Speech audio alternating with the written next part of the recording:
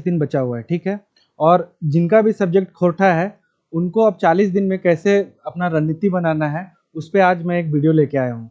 और आप यकीन मानिए, अभी जैसे एग्ज़ाम हुआ था नगर पालिका का, तो नगर पालिका का एग्ज़ाम और आपका सचिवालय का एग्ज़ाम का जो सिलेबस है खोरठा का, वो बिल्कुल सेम है, ठीक है। तो अब हम एनालिसिस करेंगे कि कैसे अगर हम पिछला नगर पालिका के एग्ज़ाम का अगर एनालिसिस अच्छे ढंग से देख लेते हैं तो हम लोगों को पता चलेगा कि सचिवालय के लिए हम लोग को कहाँ-कहाँ पे मेहनत करना होगा। और उसी अकॉर्डिंग हमारा जो अभी सीरीज चल रहा है खोरठा का एमसीक्यू सीरीज, जो कि वस्तुनिष्ठ प्रश्न का मैं डेली कलेक्शन ला रहा हूँ। संज्ञा हो, चाहे सर्वनाम हो, चाहे लोक कथा हो, चाहे आपका नाटक हो या साहित्यिक परिचय हो, सब पे मैं एक वीडियो ला रहा हूँ जो कि आप टेक्स्ट बुक पे जाके देख सकते हैं। और वो स्टार्ट हो गया है, आप लोग जुड़िए। मैंने 3 चैप्टर कंप्लीट कर दिया है और सबका 40-40 क्वेश्चन मैं लेके आऊँगा। और सचिवालय से पहले मैं लगभग 2000 क्वेश्चन आप लोगों को कंप्लीट करवा दूंगा, ठीक है। और कोशिश कर यही होगी हमारी कि आप लोग इस पे जुड़े रहिए और जुड़ के है सो इस पे हम लोग के साथ आइए और सफलता अपना सुनिश्चित कीजिए, ठीक है। तो आइए समझते हैं। देखिए, एसएससी सीजीएल 2023 खोरठा के लिए सटीक रणनीति, ये स्ट्रेटेजी दिलाएगी आपको 40 दिनों में 90 नंबर। 90 नंबर कहने का अर्थ ये है कि आप चाहे तो इसमें 100 का 100 कर सकते हैं। अभी जो नगर पालिका का एग्जाम हुआ था, जिनका खोरठा बहुत ही अच्छा था, वो लगभग 95-96 मेरे जान पहचान में लेके आ रहे हैं। तो आप भी ऐसा कर सकते हैं, बहुत मुश्किल नहीं है। बस चीज़ों को अच्छे से एनालाइज करना होगा। जो मैं बता रहा हूँ उसको आप समझते चलिएगा, ठीक है। तो सबसे पहले क्या है कि देखिए, नगर पालिका परीक्षा 2023 जो एग्जाम हुई है, ठीक, उसका एनालिसिस क्या करना है हम लोग को कि 100 प्रश्न आता है, ठीक है। 100 प्रश्न आता है तो इसको अगर मल्टीप्लाई करेंगे 3 से तो 300 नंबर्स ये लेके जा रहा है, ठीक है। 300 नंबर लेके जा रहा है। और 300 नंबर में अगर हम 90 भी टारगेट कर रहे हैं कि 90 भी हमारा कट कुट के सही हो जाए, तो 90 इंटू 3 270 नंबर, जो कि आपका एक अच्छा पोस्ट के लिए बहुत जरूरी है कि आप खोरठा में स्कोर कीजिए। खोरठा आप लोगों को बहुत इजी सब्जेक्ट है। आप इसमें मेरे सीरीज के जुड़े रहिए, आपको समझ में आएगा कि हमारा लगभग कॉन्सेप्ट के साथ साथ जितना भी हम लोग नया टाइप का क्वेश्चन है उसको भी देखते चलेंगे। तो समझिए क्या है। सबसे पहले खोरठा में कविता जो पार्ट है, ठीक है, वो 3 पार्ट में है, ठीक। एक है आपका लोकगीत, शिष्ट गीत और एक पथिया डोंगल महुआ, ठीक। तो ये तीनों में 10-10 कविताएं हैं, ठीक। तो टोटल यहाँ पे लगभग कितने हो जाते हैं, 30 कविता हो जाते हैं, ठीक है। अब है व्याकरण। तो व्याकरण में जो सीरीज है, अभी हम लोग का व्याकरण का ही सीरीज चल रहा है, उसके बाद व्याकरण के बाद हम लोग जुड़ेंगे। तो आप देखिए कि क्या होता है उसमें, टॉपिक क्या आता है। जैसे वर्ण विचार हो गया, संज्ञा हो गया, सर्वनाम हो गया, लिंग हो गया, वचन हो गया, कारक हो गया, विशेषण हो गया, वचन हो गया, क्रिया हो गया, समास हो गया, अवयव हो गया। अब इसमें कहीं एक दो छूट रहा है, जैसे लाइक प्रत्यय है, ठीक है, प्रत्यय है। तो अभी मैं आप लोगों को, आप लोग वीडियो में अंत तक बने रहिए। मैं एक क्वेश्चन का एनालिसिस कराऊंगा कि किस टॉपिक से कितना प्रश्न पूछा गया है। मैंने लगभग थोड़ा सा मेहनत लगा मुझे, लेकिन मैं 100 प्रश्न लेके आया हूँ कि क्वेश्चन कहाँ से पूछे जा रहे हैं और आपको किस किस टॉपिक पे मेहनत करना है, ठीक है। अब समय बहुत रह नहीं गया है, अच्छे से रिवीजन कीजिए। आप जैसे अगर मान लीजिए लोक कथा में या लोकगीत में 10 गीत हैं, तो जब आप 10 गीत पढ़ रहे होंगे तो आप फिर ना क्या कीजिए कि उसका एक जिस्ट बनाइए, ठीक है। जिस्ट बनाने का क्या मतलब है कि जैसे मैं कह रहा हूँ कि एक कविता है, मान लीजिए कि लोकगीत में कोई भी एक कविता मैं उठाता हूँ, ठीक। तो उसमें लोकगीत में जैसे आपका संस्कार गीत है, पर्व त्योहार गीत है, सर संबंधी गीत है, बाल गीत है, ऋतु गीत है। तो जब भी आप ये टॉपिक पढ़िए ना, तो उसका एक जिस्ट बनाइए कि इसके राइटर कौन है। राइटर के साथ साथ मतलब एक एक छोटे छोटे पॉइंट पे राइटर एकदम बहुत इंपॉर्टेंट हो जाता है, क्योंकि राइटर क्वेश्चन डायरेक्ट पूछ लिया जाता है कि एक पतिया डोंगल महुआ के संकलकर्ता कौन थे। अगर आप बात किए कि हमनी सब एक अगर कविता है तो उसके राइटर कौन थे। आज आ- आज आज एकाई करे खोरठा, ये कौन लिखे, एके झाजी लिखे, तभी हमें कभी नाए, महुआ के भनीता। तो आप लोग जिसको भी तैयारी कर रहे हो उनको पता ही होगा सिलेबस। तो लोकगीत, शिष्ट गीत और एक पथिया डोंगल महुआ, जिससे कि लगभग 30 टॉपिक है। 30 टॉपिक का आप लगभग ना 4 या 5 लाइन में जिस्ट बनाइए कि इसका भाव क्या है, इसके राइटर कौन है और इसके संकल्पकर्ता कौन है, ठीक। अब आते हैं व्याकरण वाला पार्ट का। अगर बात कर लिया जाए तो व्याकरण में ये सब टॉपिक है। तो व्याकरण में याद रखिए कि अगर हम संज्ञा को टॉपिक का रिवीजन के लिए जा रहे हैं, तो संज्ञा को अगर हम लेते हैं तो संज्ञा के 5 भेद होते हैं। वो पांचों भेद को लिख के आप एक साइड में एक नोट्स बनाइए और उसमें लिखिए कि भाववाचक संज्ञा का लिटरल मीनिंग क्या होता है, ठीक है। क्योंकि देखिए ये ऑब्जेक्टिव एग्जाम है, ऑब्जेक्टिव में एग्जाम में आपको बस प्रश्न सही करके आने होते हैं, यहाँ आपको लिखना नहीं होता है। तो आप बहुत बड़ा पोथा लेके बैठा रहे हैं ऐसा जरूरी नहीं है, ठीक है। बस आप एक एक पॉइंट में जिस पॉइंट, और एग्जाम देखिए, एग्जाम लास्ट टाइम में रिवीजन करना बहुत टफ हो जाता है। तो रिवीजन करने के लिए जब आपका नोट्स रहेगा ना, वही आपको हेल्प करेगा, दूसरे लोग आपको हेल्प नहीं कर पाएंगे। तो आप संज्ञा बनाए, उसका 5 पॉइंट लिख लीजिए, ठीक है। पांचों भेद लिख के उसके बगल में लिखिए कि इसको क्या की पॉइंट हम डालें कि उससे हम आइडेंटिफाई कर पाए कि ये भाववाचक संज्ञा है, ये व्यक्तिवाचक संज्ञा है, ये जातिवाचक संज्ञा है। वैसे ही हम लोग सर्वनाम में के देखेंगे, क्रिया में देखेंगे, समास में देखेंगे, अवयव में देखेंगे, और सारा का सारा आप लोग ऐसा जिस्ट बनाइए, ठीक। तो उम्मीद कर रहा हूं कि 3 से 4 पेज में आपका व्याकरण कंप्लीट हो जाएगा। उसको अच्छे से आप लिख लीजिए, अच्छे से उसका पॉइंट बना लीजिए, और उतना ही रिवीजन करना है। क्वेश्चन बहुत टफ नहीं आते हैं, ठीक। अब आते हैं हम अगला पार्ट में। अगला पार्ट क्या है, और इसमें आ जाता है लोक कथा। लोक कथा में लगभग 10 लोक कथाएं हैं, ठीक है। और उस आगे है तो आपका शिष्ट कहानी में 8 है, नाटक है एक चाबी काठी, एक ही नाटक है दिया हुआ है चाबी काठी, और अगला है साहित्यिक निबंध में 8 निबंध है, ठीक है। और एक खोरठा साहित्यकार परिचय है।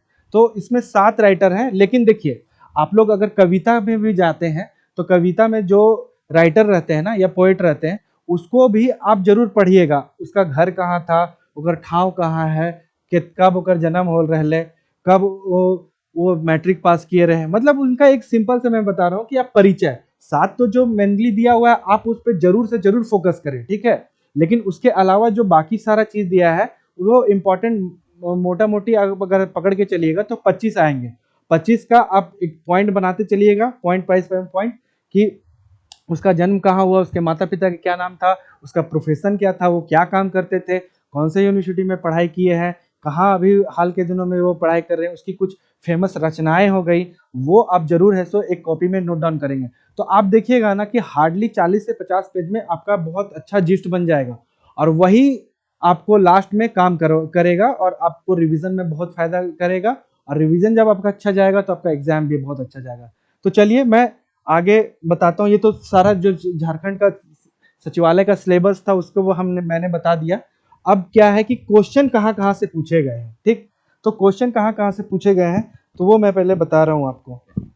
तो मैंने जो एनालिसिस किया है उसके अकॉर्डिंग मैं बताते चल रहा हूँ कि प्रश्न जो पूछे गए, मैं क्वेश्चन एक एक क्वेश्चन का एनालिसिस कर रहा हूँ, कहाँ से पूछे गए, कहाँ से लिए गए,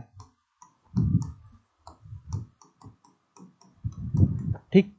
तो सबसे पहला आपका आता है वर्ण विचार। यहां से आपका एक प्रश्न था, ठीक। अगला पॉइंट है आपका संज्ञा से एक, सर्वनाम से आपका 4 क्वेश्चन था, ठीक है। एक का मतलब आप लोग समझते चलिएगा कि क्वेश्चन का मैं बता रहा हूं, ठीक है। तो आप देखिए ग्रामर भी बहुत इंपॉर्टेंट हो रहा है।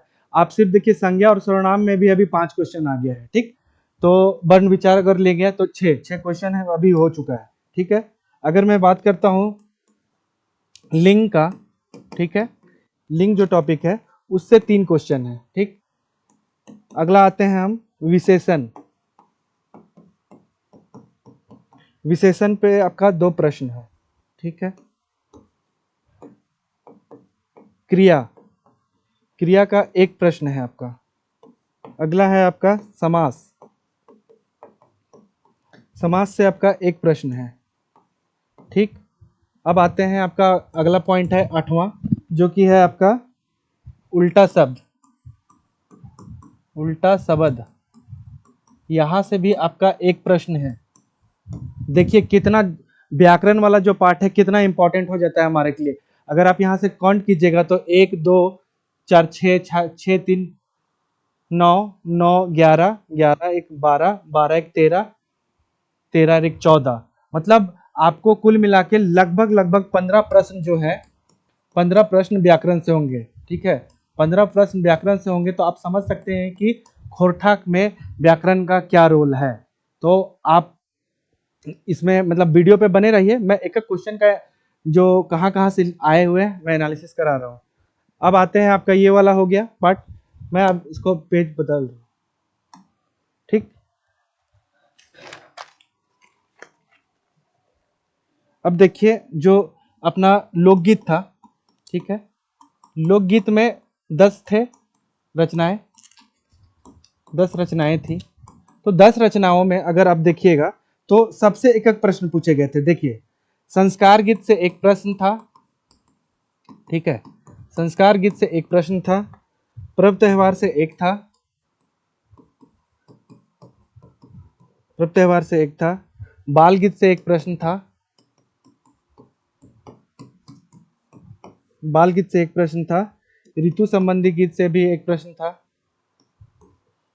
अगर हम सामान्य गीत की बात कर लें, सामान्य गीत की बात कर लें तो उससे भी एक प्रश्न था। अब आते हैं इसी में एक और पार्ट जो था कविता में, सेकेंड पार्ट, वो क्या था, एक पथिया डोंगल महुआ, ठीक है, एक पथिया डोंगल महुआ,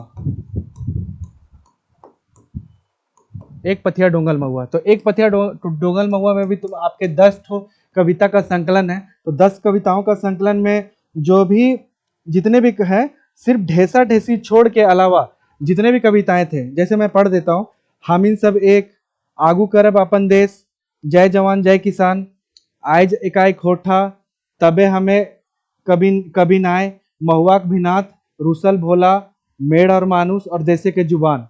तो ये सारे चीज किताबों से, मतलब सारे कविताओं से लगभग यहाँ से 9 प्रश्न बने थे। तो आप समझ सकते हैं, देखिए 15 उधर हुआ, 5 आपका यहाँ पे हो गया, 5 + 2 एक्स्ट्रा ही था, 7 प्रश्न, 9 प्रश्न यहाँ से बन गए, ठीक है। अगर हम अब आते हैं शिष्ट गीत में, ठीक है, अब आते हैं शिष्ट गीत में। देखिए इतना डिटेल एनालिसिस आपको शायद यूट्यूब पे नहीं मिला होगा, मैं सारा चीज़ों को एकदम तोड़ तोड़ के बता रहा हूँ। शिष्ट गीत की अगर हम बात करें तो मांदर बाजे रे, जो कविता का नाम है क्या है, मांदर बाजे रे बंसी बाजे रे, किसकी रचना है, सुकुमार जी की, ठीक है। तो आप याद रखिएगा, शिष्ट गीत में मांदर बाजे रे, मांदर बाजे रे, बंसी बाजे रे, ठीक है। तो ये वाला जो कविता का मेन शीर्षक है, इसमें 10 कविताओं का संकलन है, और यही 10 कविताओं में से सारे में से क्या किसमें किसमें से क्वेश्चन पूछा हुआ था, मैं बता देता हूँ आपको। जैसे बोने पकलैया सैया कोयर, सुहान लागे रे, कते सुंदर अपन छोटा नागपुर, हमार भारत महान रे, मिल के रहिया, ठीक है। अगला है सांझे हसिया झिंगा फूल, बोन रक्षा जीवन रक्षा, सेवंती के बोंडी मेला, जय माय जननी। तो सबसे एक एक प्रश्न रहा है, सारे से एक एक प्रश्न रहा है। तो आप याद रखिए कि मोटा मोटी यहाँ से भी 8 से 10 प्रश्न बने हैं, यहाँ से भी मोटा मोटी आपके 8 से 10 प्रश्न बने हैं। तो मैं बार बार बता रहा हूँ, देखिए क्वेश्चन जब आप लोग कविता पढ़ते हैं तो आप कविताओं में खो जाते हैं, लेकिन आपको ऐसा नहीं करना है। कविता में क्या करना है, आप कविताओं का नाम याद रखें, उसका राइटर याद रखें, उसका भाव याद रखें, और उसमें अगर कोई वर्ड्स है जो कि थोड़ा टफ है, उसको आप कहीं कॉपी में नोट डाउन करें और उसको लिख के और याद करने का प्रयास करें। क्योंकि देखिए जितना खोटा में सिलेबस में टॉपिक्स है, वो ऐसे ही 100 से उसका संख्या ज्यादा हो जाएगा। तो आप सोचिए, सबसे अगर वो एक एक प्रश्न भी बनाएगा, एक एक प्रश्न भी बनाएगा, तो भी उसके पास 100 प्रश्न पूरे हो जाएंगे। तो इन मामलों में क्या करना है, आपको पता है कि प्रश्न तो कोई भी कविता से एक ही बनने वाला है, बहुत ज्यादा बनेगा नहीं। तो आप एटलीस्ट जो बेसिक है, अच्छा करने के चक्कर में लोग क्या कर रहे हैं कि मैक्स टू मैक्स क्या कर रहे हैं कि कविता में फंसे हुए। लेकिन ये लास्ट टाइम है, जब आपके पास समय रहता है तो आप डिटेल में पढ़िए, इसमें कोई दिक्कत नहीं है। लेकिन अब जो समय है वो सिर्फ और सिर्फ रिवीजन का समय है, और कैसे चीजों को एक साथ संकलित किया जाए उसका समय है, ठीक है। तो मांदर बाजे रे बंसी बाजे से लगभग, जिसमें 10 कविता है टोटल, तो लगभग 8-10 प्रश्न यहां से भी बने हैं, ठीक है। अब आते हैं आपका लोक कथा वाला पार्ट में, ठीक है। लोक कथा मैं, देखिए मांदर बाजे रे बंसी बाजे रे में 10 कविता है, ठीक है, 10 कविता है। तो 10 कविता को मैं ये नहीं कह दे रहा हूँ कि मैं उसका यहाँ पे प्रश्न लिख नहीं रहा हूँ टॉपिक, क्योंकि वो फिर वीडियो बहुत लंबा चला जाएगा।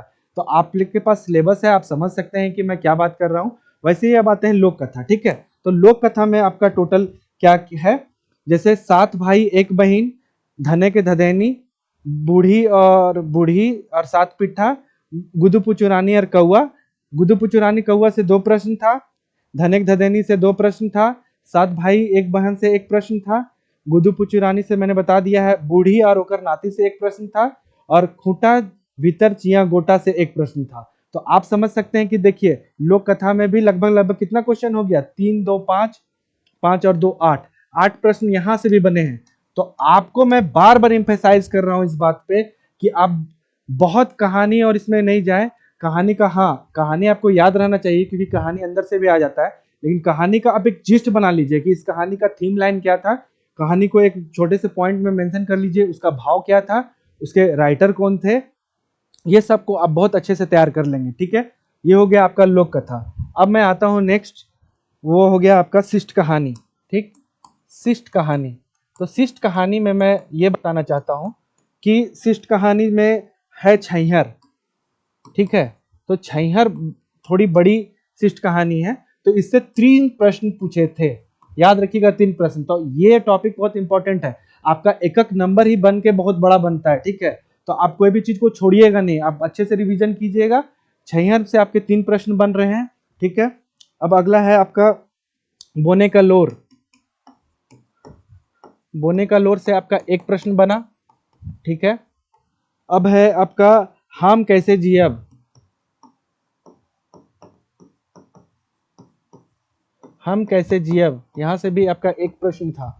ठीक, जिंदगी के डोहानी, जिंदगी डोहानी, यहां से आपका 3 प्रश्न बना है।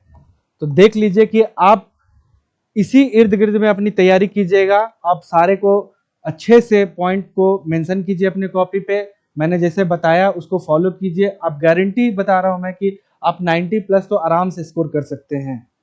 ठीक, अब आते हैं नाटक पे। ठीक, नाटक वाला जो पार्ट है, तो नाटक तो पहले तो इसमें था जो उसको बाद में हटा दिया गया। अब सिर्फ नाटक में एक ही नाटक बच गया है जो कि क्या है, चाबी काठी। चाबी काठी। तो चाबी काठी से आप विश्वास कीजिए कि ये जो नाटक है कितना इंपॉर्टेंट है, क्योंकि एक ही नाटक रखा गया तो ऑब्वियस सी बात है कि इसमें प्रश्नों की संख्या बहुत ज्यादा रहेंगी। तो प्रश्न की संख्या यहां से कितने हुए, यहां से आप विश्वास कीजिए 9 प्रश्न बने। तो आप तो पहले वो पार्ट फोकस कीजिए जहां से प्रश्न बहुत अधिक बन रहे हैं, उसके बाद आप वहां जाइए जहां आपसे एक एक प्रश्न बन रहा है, उसको भी आप छोड़िए नहीं, लेकिन जो सबसे बड़ा मेजर लेके जा रहा है नंबर का स्कोरिंग वाला, आप उसको छोड़िए नहीं। तो नाटक में आप देखिए कि 9 प्रश्न बन रहे हैं चाबी काठी से। अच्छा, चाबी काठी किसकी रचना थी, श्रीनिवास पानुरी जी की थी। ठीक है, तो अब है साहित्यिक निबंध। साहित्यिक निबंध, अगला टॉपिक क्या है, साहित्यिक निबंध। तो साहित्यिक निबंध में आपका टोटल क्या है, 8 निबंध का बारे में चर्चा है, और यहाँ से प्रश्न भी जो बने हैं, जैसे 2 इसमें मेन है, एक है आपका करम, ठीक है, और एक है सरहुल, फूल परब सरहुल। मैं पूरा नहीं नाम लिख रहा हूं, आप समझ जाइएगा, करम और सरहुल। तो ये इन दोनों टॉपिक से यहाँ से 4 प्रश्न, यहाँ से 3 प्रश्न बने हैं। ठीक है, यहाँ से 4 प्रश्न, यहाँ से 3 प्रश्न बने हैं। तो आप समझ सकते हैं कि इसकी प्रासंगिकता कितनी अधिक है हमारे सिलेबस में। तो 4 प्रश्न 3 प्रश्न यहाँ से हो गए, तो आप कोई भी पार्ट को छोड़ नहीं सकते, आपको सारा का सारा करके ही जाना होगा। ठीक है, वैसे ही अब मैं आता हूँ, बात करता हूँ कवि परिचय। कवि परिचय में, तो कवि परिचय में टोटल कितने कवि हैं, 7। ठीक है, साहित्यकार ये कह लीजिए, कवि कह लीजिए। तो टोटल मैं नाम एक बार पढ़ दे रहा हूँ, भुवनेश्वर दत्त शर्मा व्याकुल, श्रीनिवास पानुरी, डॉक्टर ए के झाजी, विश्वनाथ दसौंजी राज, विश्वनाथ नागर, शिवनाथ परमानिक और श्याम सुंदर महतो। तो अब देखिए, भुवनेश्वर दत्त शर्मा से आपका 1 प्रश्न था। ठीक है, भुवनेश्वर दत्त से आपका कितना था, 1 प्रश्न था। ठीक, अच्छा, अब आप सोचिए कि जिससे प्रश्न पूछा जा सकता है, हो सकता है कि सचिवालय में उसको छोड़ के दूसरा से पूछा जाए। तो आपका एम्फेसाइज होगा कि जो टॉपिक में, अगर अच्छे से मैं बता दे रहा हूं यहाँ पे, तो जो पार्ट छूट गया है आप उस पर ज्यादा फोकस कीजिएगा। ठीक है, क्योंकि वहां से प्रश्न बनने के चांसेस बहुत अधिक रहेंगे। अब वैसे है पानुरी, तो पानुरी जी के बारे में है, तो पानुरी से आपके 3 प्रश्न बने थे पानुरी जी से। ठीक है, ए के झाजी, ए के झा जी। ए के झा जी, जिनका पूरा नाम क्या है, अजीत कुमार झा जी, उससे बना था एक प्रश्न। ठीक है। विश्वनाथ नागर, विश्वनाथ नागर, विश्वनाथ नागर जी थे, उससे एक प्रश्न था। और प्रमाणिक जी हैं, प्रमाणिक जी से 3 प्रश्न था। तो यहाँ भी आप देखिएगा प्रश्नों की संख्या कितनी हो जा रही है, 3 3 6 और 3 9, लगभग 10 क्वेश्चन यहाँ से भी बन रहे हैं। ठीक है। तो आज अभी देखिए भुवनेश्वर दत्त पूछ दिया, पानुरी जी पूछ दिया, ए.के. झा जी पूछ दिया, विश्वनाथ नागर पूछ दिया और प्रमाणिक जी के बारे में पूछ दिया। तो आप ध्यान रखेंगे कि कौन सा पार्ट छूट गया। दशौंधी राज का छूट गया है तो हो सकता है वो पूछ दे, श्याम सुंदर महतो का छूट गया है तो हो सकता है वो पूछ दे। तो कुल मिलाके और विविध का बात करें, ठीक है, अगर हम विविध का बात करें, अच्छा एक चीज और ध्यान रखिएगा, B N Ohdar sir, B N Ohdar, B N Ohdar, इससे भी एक प्रश्न पूछा है। तो मैंने आपको बताया भी था कि आप सिर्फ ये 7 पे नहीं फोकस करेंगे, इसके अलावा भी जो हमारे इंपॉर्टेंट कवि या फिर साहित्यकार हैं उनका आप जिस्ट जरूर बनाए। तो एटलीस्ट आप 20 से 25 जितने भी इंपॉर्टेंट साहित्यकार हैं उसको लिख लीजिए, उसका नाम, कहाँ जन्म हुआ, उनकी रचनाएं देख लीजिए एक बार अच्छे से, आपके प्रश्न यहाँ फंसेंगे ही फंसेंगे। अब मैं बात करता हूँ मिसलेनियस की। ठीक है। तो मिसलेनियस में विविध में लगभग आपका 7 से 8 प्रश्न था। जैसे देखिए कोई जरूरी नहीं है कि आपका सारा प्रश्न है तो सिलेबस से रहे, कुछ चीज ऐसी होती है कि जो आपको किताब में नहीं मिलेंगी। जैसे एक क्वेश्चन था कि कर्मा, ठीक, कर्मा कब मनाया जाता है। तो कर्मा आपको पता होगा कि भादो शुक्ल एकादशी को मनाया जाता है। ठीक है, भादो शुक्ल एकादशी को मनाया जाता है। तो इस तरह की चीजें, अब मान लीजिए पारस कहीं पे पूछ दिया कि पारसनाथ पहाड़ी जो है वो कहाँ पे है, तो इन सब चीजों पे आपको विविध में, अगर आप झारखंड की तैयारी अच्छे से कर रहे हैं तो आपकी ऑब्वियस बात है कि झारखंड का जो इतिहास है, भूगोल है, आपका झारखंड जीके है, बहुत अच्छे से तैयार होगा। तो विविध से भी लगभग 7 से 8 प्रश्न बन रहे हैं। तो आपको मैंने बार बार बताया कि कैसे तैयारी करना है और कैसे आपको 100 में से लगभग 90 प्लस स्कोर यहाँ पे करना ही करना है। तो आप समझ गए होंगे, मैंने डिटेल में इसका सिलेबस का एनालिसिस कर दिया है। और आप जाइए अच्छे से, अभी आपका 40 दिन बचा है। और हाँ, मैं एक बात और बताना चाह रहा हूँ कि जितने भी अभी जो टॉपिक मैंने बताया है, जहाँ जहाँ से प्रश्न है, मैं सब पे एमसीक्यूज लेके आ रहा हूँ।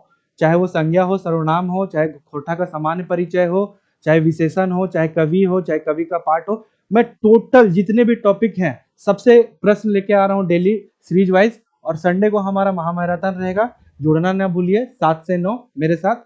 और जो 7 से 9 होगा संडे को, वो पूरी जो खोरठा का जो फुल सीरीज रहता है, फुल टेस्ट सीरीज वैसा चलेगा। ठीक है। तो आप जुड़िए, मैक्स टू मैक्स जुड़िए और दूसरों के साथ भी शेयर कीजिए, जिससे कि आप भी फायदा हो और दूसरे भी लाभान्वित हो। धन्यवाद।